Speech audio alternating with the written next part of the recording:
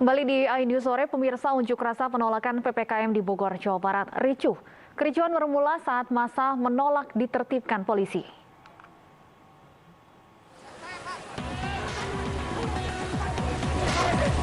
Kericuhan ini terjadi saat polisi berusaha membubarkan sejumlah orang yang menggelar unjuk rasa di halaman Tugu Gujang, Bogor, Jawa Barat. Pembubaran paksa dilakukan karena upaya persuasi polisi tidak digubris.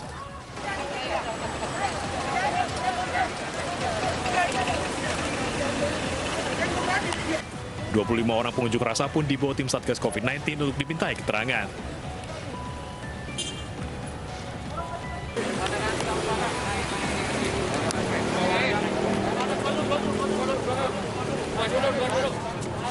Massa menggelar unjuk rasa untuk menolak PPKM.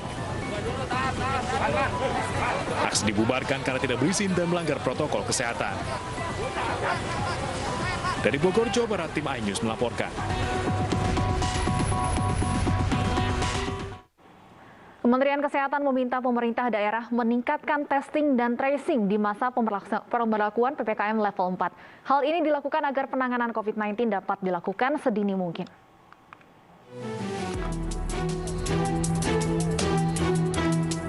Kementerian Kesehatan meminta para kepala dinas kesehatan di daerah untuk meningkatkan testing dan tracing COVID-19.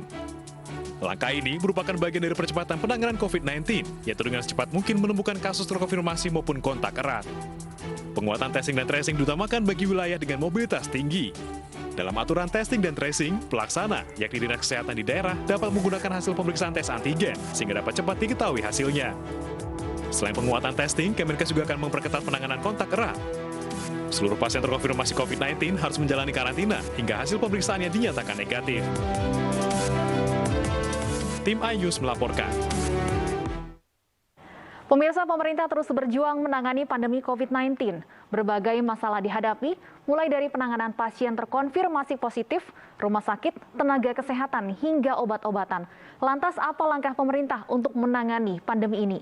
Untuk membahasnya, sudah bergabung bersama kami Menteri Kesehatan Budi Gunadi Sadikin. Selamat sore, Pak Menteri. Selamat sore, pemirsa iNews. Baik, Pak Budi, bagaimana kabar penanganan COVID-19 di Indonesia saat ini? Khususnya testing sama tracing, kita lagi meningkatkan kapasitasnya agar bisa lebih dini mengidentifikasi rakyat yang terkena supaya bisa merawat mereka, baik isolasi mandiri, isolasi terpusat, atau di rumah sakit. Dari 100 orang yang dites positif, 80% biasanya cukup diisolasi dan hanya 20% yang perlu dirawat di rumah sakit. Ya, Pak Menteri, terkait imbauan kepada pemerintah daerah untuk meningkatkan testing dan tracing ini, dari sisi infrastrukturnya, kesiapannya seperti apa? Apakah SDM dan alat yang dimiliki, terutama di daerah-daerah ini, sudah mencukupi untuk mempercepat atau meningkatkan testing dan tracing? Memang WHO sudah memberikan guidance untuk testing, tapi itu berlaku untuk positivity rate atau laju penularan di bawah 5%, yaitu testing targetnya 1 per 1000 populasi per minggu. Ya, jadi kalau Indonesia ada 270 juta, kira-kira 270.000 per minggu atau 38.000 per hari. Kita udah jauh di atas itu. Nah, yang perlu saya jelaskan di sini ke media dan juga seluruh rakyat, bahwa 1 per 1000 per minggu itu kalau positivity rate-nya 5%. Indonesia sekarang kan laju penularannya lagi tinggi nih, ada 30 atau 40%. Nah, itu perlu kita tingkatkan terus sampai sekitar 15 per 1000. Nah, gimana caranya? Kita lakukan itu dengan selain menggunakan PCR, juga kita menggunakan antigen. Baik, Pak Budi, kemarin Anda juga sempat menyampaikan bahwa kebutuhan obat untuk terapi COVID-19 ini melonjak drastis hingga 12 kali lipat sejak 1 Juni 2021. Bagaimana solusi pemerintah untuk mencukupi kebutuhan ini? Memang sejak 1 Juni sampai sekarang kebutuhan obatnya kan naik sampai 12 kali lipat ya. Dan untuk memenuhi produksi dalam negeri untuk obat-obat tersebut memang dibutuhkan jeda waktu antara 4 sampai 6 minggu. Jadi kita sudah bicara dengan teman-teman di GP Farmasi ya, Gabungan Produsen Farmasi, dan mereka sudah memberikan komitmen akan kita bantu perbanyak obatnya. Dan mudah-mudahan mulai minggu depan, obat-obatan antivirus yang diproduksi dalam negeri seperti favipiravir atau juga oseltamivir dan obat-obatan antibiotika seperti azitromisin harusnya sudah tersedia. Memang kita ada isu yang kedua adalah obat-obatan impor seperti remdesivir, Avigan, Gamaras, itu yang memang globally shortage itu. Ini demand-nya tinggi sekali. Nah itu sekarang kita sedang menyisir negara-negara mana yang bisa memproduksi obat-obatan ini dan kita impor. Jadi mulai minggu depan juga ada puluhan sampai ratusan ribu obat yang kita impor dari luar, khususnya obat-obatan seperti tadi, remdesivir, kemudian Actemra dan Gamaras. Tapi 3 obat ini nggak bisa dibeli di apotek. Obat-obat ini yang 3 hanya bisa digunakan di rumah sakit karena pemakaiannya harus melalui suntikan. Baik, apakah ini juga langkah untuk mengantisipasi jangan sampai ada oknum-oknum yang kemudian memanfaatkan situasi dan menimbun obat-obatan ini, Pak? Saya melihat oknum itu ada, walaupun memang tidak sebanyak yang diberitakan di media, ya. Selalu adalah orang yang mencari kesempatan. Tapi saya sudah duduk bersama dengan teman-teman di GP Farmasi, di Asosiasi Apoteker Indonesia juga. Sebagian besar itu perilakunya benar, ya. Sebagian besar perilakunya patuh. Ada segelintir oknum yang memang perilakunya tidak benar. Dan penting di sini, saya juga sudah bicara dengan para teman-teman di aparat penegak hukum, agar kita benar-benar bisa mengisolasi yang tidak patuh atau nakal ini dan mendidik mereka, tapi jangan sampai mengganggu teman-teman yang patuh jadi khawatir.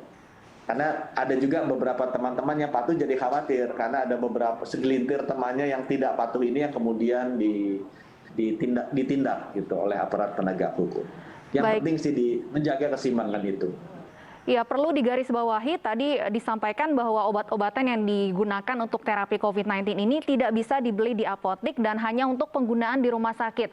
Nantinya jika kemudian ada yang menjual secara bebas obat-obatan ini, apa langkah yang akan diambil, Pak Menteri? Jadi saya mesti luruskan di sini, ada semua obat ini tidak bisa dibeli tanpa resep dokter, ya.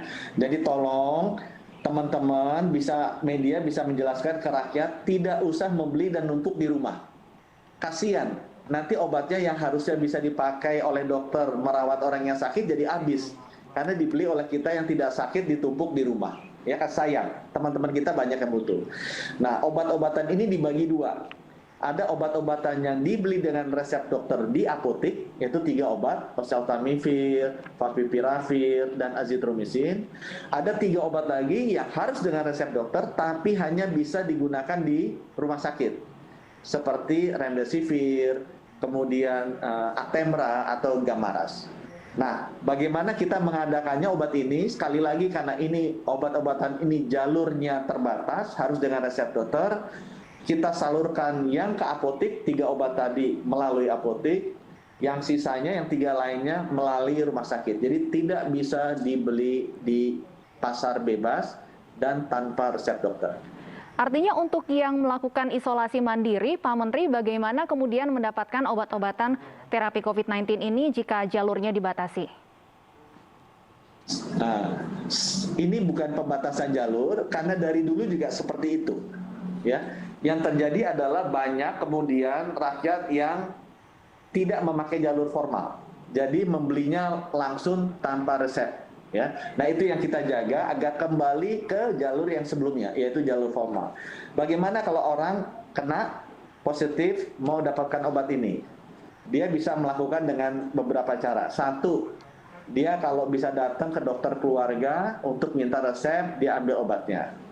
Kedua, dia juga bisa datang ke puskesmas, melapor, nanti obatnya bisa dikasih resep oleh puskesmas atau dikirim juga oleh TNI Polri, TNI, ya. Karena Bapak Presiden sudah menyiapkan sampai 2 juta paket obat dibagikan oleh TNI. Kalau yang bersangkutan positif dan melapor ke puskesmas. Yang ketiga, khusus untuk kota-kota besar, kita sudah membuka layanan telemedicine dengan 11 platform telemedicine. Jadi kalau PCR-nya positif di lab, ya mesti pastikan labnya itu ada koneksi ke Kemenkes. itu otomatis nanti dikirim WhatsApp. Dan nanti mereka bisa kontak telemedicine dan nanti bisa mendapatkan obat gratis. Jadi itu 3 jalur untuk mendapatkan obat ini. 1 lewat dokter, 2 lewat puskesmas bisa ke apotek atau dapat obat gratis dari TNI, bisa juga ke telemedicine yang nanti akan bisa dapat obat gratis langsung dikirim oleh Kemenkes.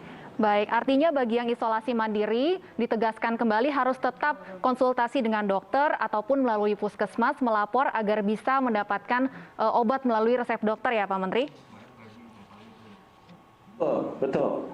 Baik, Pak Menteri saya ingin tanyakan juga terkait vaksinasi. Ini kan kelompok dewasa sudah banyak yang divaksin. Namun untuk kelompok anak-anak masih rendah karena banyak orang tua yang takut.